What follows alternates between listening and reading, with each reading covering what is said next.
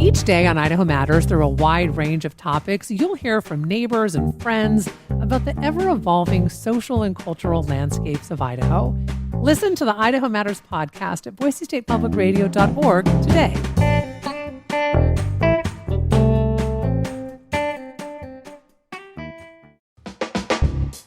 From Boise State Public Radio, this is The Connector. It's Idaho's daily news. Good morning. I'm George Prentice. Well, as we begin another day with dense fog and cold, damp air, you'll want to hear our conversation with the Weather Service. An interesting meeting last night at Boise City Hall concerning the possibility of special events selling liquor in Boise City parks. We'll tell you about that. We have an update on polling of Native Americans and how they voted in the most recent election. And in the wake of a court ruling on Idaho's abortion trafficking law, we've got an update. All of these stories coming up.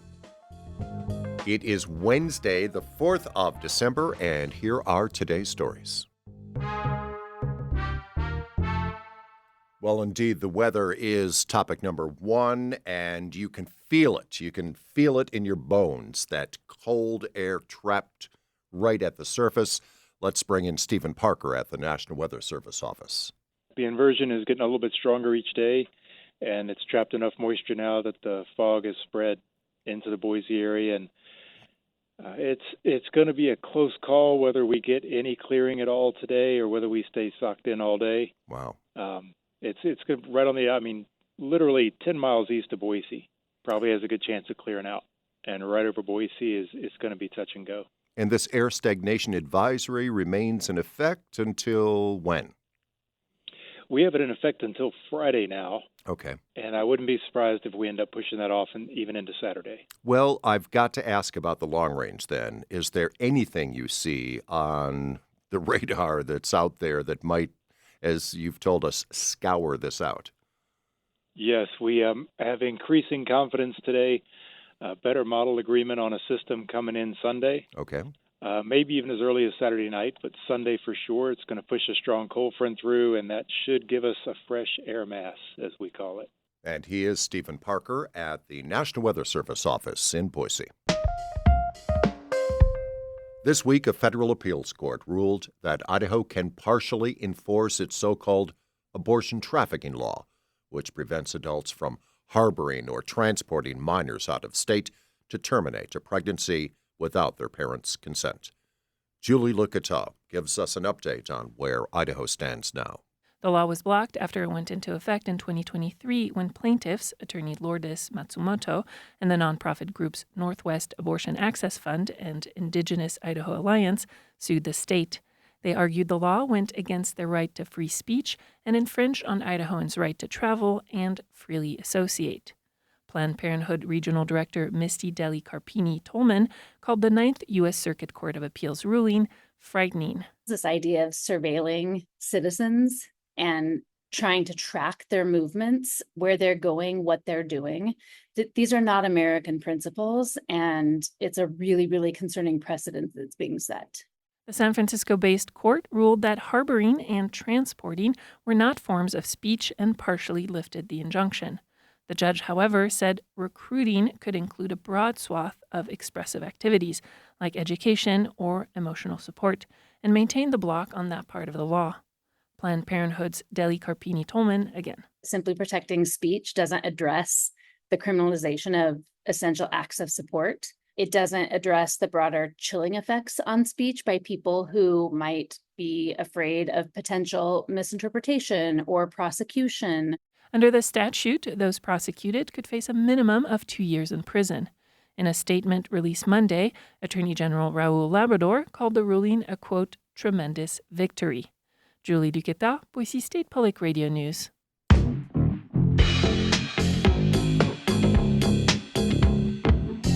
Some early post-election polling had been criticized for misrepresenting the political preferences of Native Americans, a significant part of the population of a number of western states.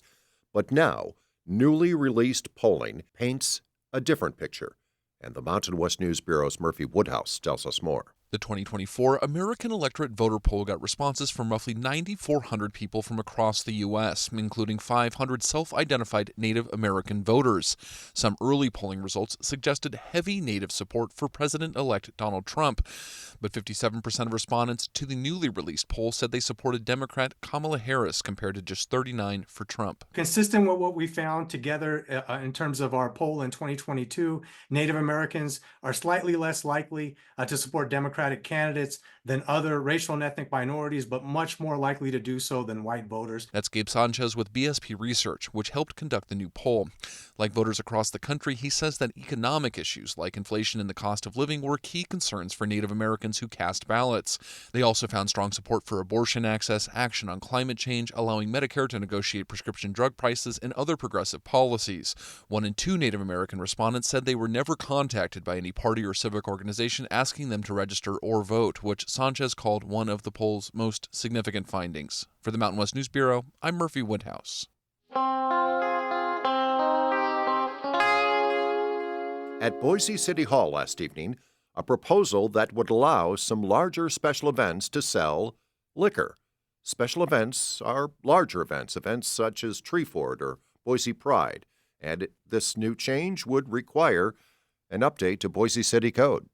The main change is proposed to update Boise City Code to allow for the inclusion of liquor alongside the currently permitted beer and wine during specific permitted events in select parks such as Julia Davis and Ann Morrison. And this is Andrea Cantor, Economic Development Advisor for the city. Boise Pride and Treefort Music Fest came to the city and illustrated in different ways of why this would be beneficial to them, both as a way to kind of address some of the changing needs and interests of the community that are attending these events, and also as a potential opportunity for additional programming and revenue for the future as they grow these events. Last evening was the first reading of a proposed ordinance change. It could be in place in time for the new year. It is because of listeners like you who support Boise State Public Radio. Well, you help make the connector happen every day.